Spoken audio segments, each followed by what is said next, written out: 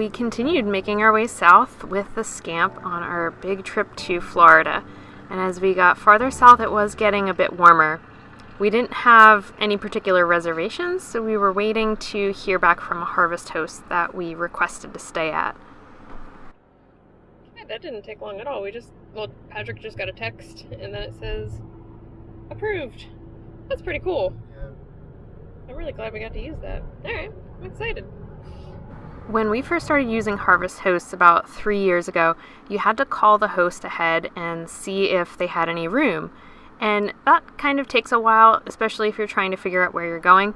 So we really like the fact that they updated the app, and now you can do a request through the app for a lot of the hosts. Not everybody, but a lot of the hosts have that option to check availability.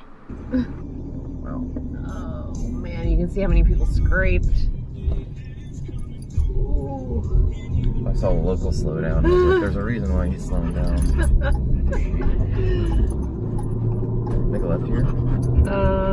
Keep going. Next light. Not this light, next light. During this trip, Harvest Hosts was a great resource for us, especially because we hadn't booked anything ahead.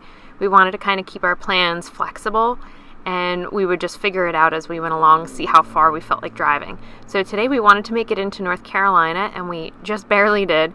We found the Weldon Mills Distillery, which is a small family-owned distillery, and it has a nice location right next to this park. They had quite a lot of parking, so there were about 5 or 6 harvest hosts there that night.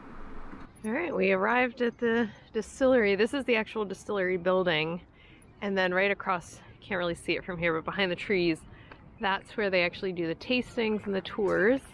And it's really cool. You can just walk right over, or they have a trolley, and then the river is right over here. So we're gonna go take this antsy dog for a walk. That's the building with the tasting room, and then there's a whole canal trail that we're actually right at the start of. So there we are, and they have this whole system that goes all the way around, which is great because we've been in the car too long. Do you want to walk him a little bit? A little bit, Yeah. Go check out the water. Apparently really good fishing here. There were quite a lot of people fishing down by the river. We were glad to be out of the car, even though we didn't make it quite as far as we had hoped today. This was a good place to stop. And we took a little walk around to explore, and then we got ready to head up to the main building to do the tasting and see what we could buy, because that's part of Harvest Hosts. When you stay there, you're staying there for free, but then you're expected to spend at least $20 at the business that you're staying with. The best part was their tasting room was dog friendly, so Redford hung out patiently while we did a tasting, and Patrick picked out a sweet potato whiskey that he liked. We went with the Southern Roots sweet potato flavored whiskey, which is, I'm not really a whiskey person, but it wasn't too bad. So, she said, what, sweet potatoes are like a commonly grown thing in this area? Yeah. Pretty neat though with Harvest Hosts, like, it's weird. Go spend money at a small business and then you get a place to stay for the night. It's pretty good deal, really. Yeah. We're using the heat blanket tonight plugged into the EcoFlow, because we're dry camping, so we don't have any heat. We could turn on our propane heater. It's really not that cold. It's just a little chilly.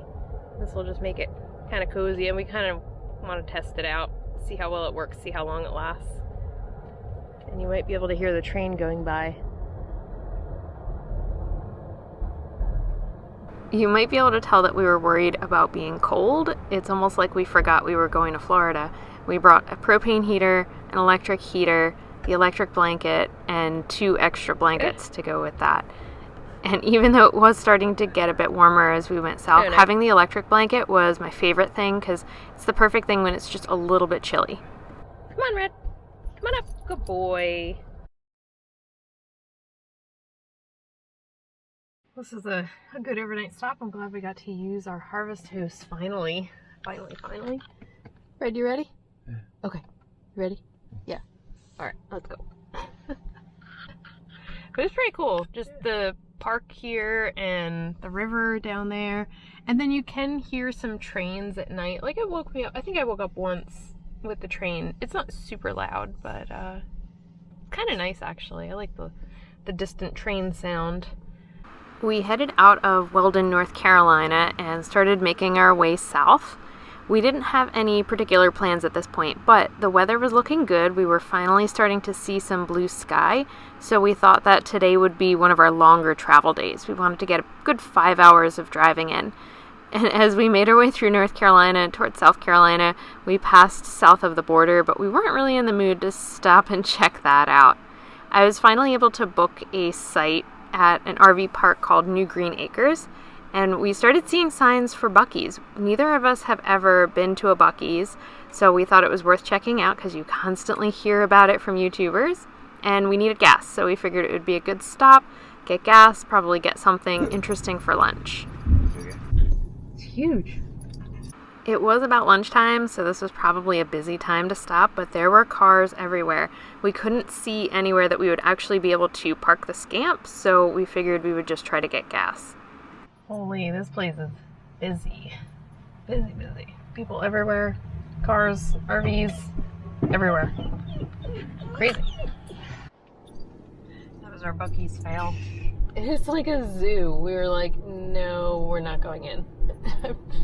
So crazy. We couldn't even find a spot to park the RV, so we will carry on and eat lunch somewhere else. So we didn't get to experience Buc-ee's for the first time. We really don't like crowds.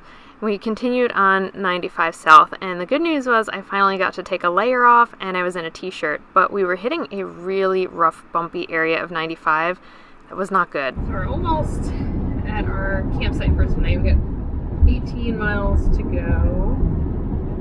And this section of 95 is terrible. It's very bumpy. Super uneven. It's going to be interesting to see what the inside of the trailer looks like when we get there. There we go. This section was heading south going toward Charleston. I was trying to edit a video and I had to stop because you couldn't edit because it's so bumpy. This is like Pennsylvania roads. Yeah, like almost as bad as what we've driven on in Philly. But it is 80 degrees out, so there's that. As we got closer to New Green Acres RV Park, it's safe to say Patrick was really ready to take a break from driving.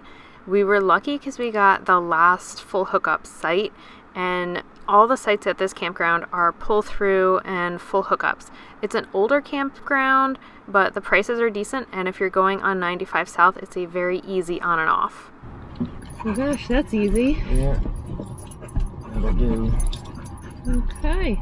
I'm gonna have to level out big time. Yeah, alright. Check. Good thing the Scamp is fairly easy to set up because we were pretty tired.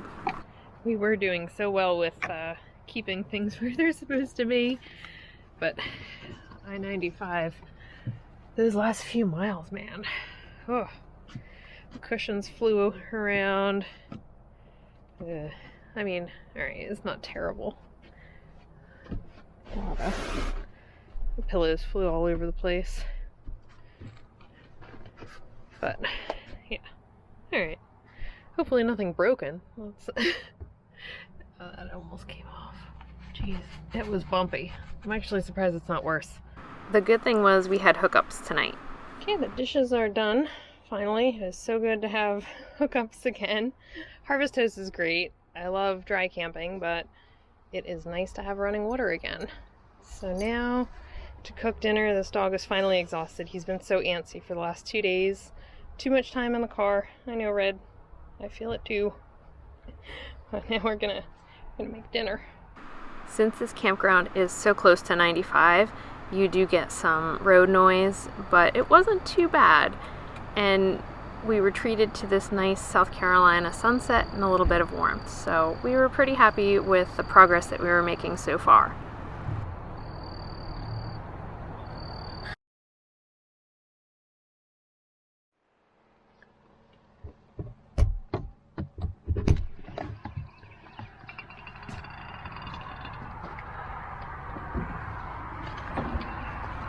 Okay, come on. Wait. Okay. Wait.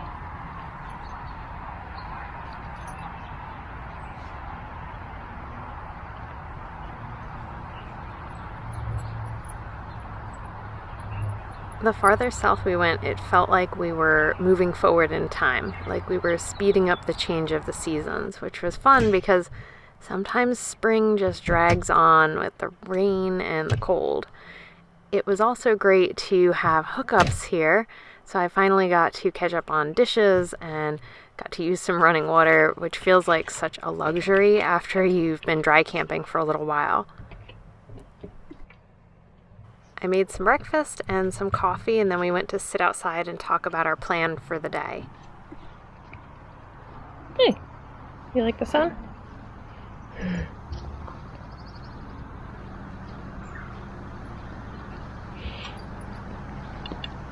Glad we have a picnic table. Yeah, it's cool. Okay, no, come here. We were already a good part of the way into South Carolina because we did such a long drive day yesterday.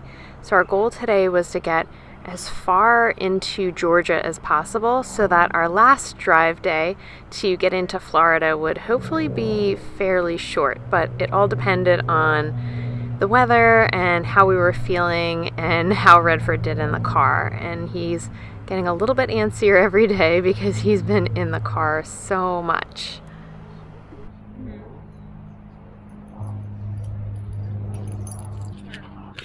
Looks like somebody needs attention. We'll take him over to the dog park before we get back in the car. Thanks so much for watching, and we'll see you in the next one.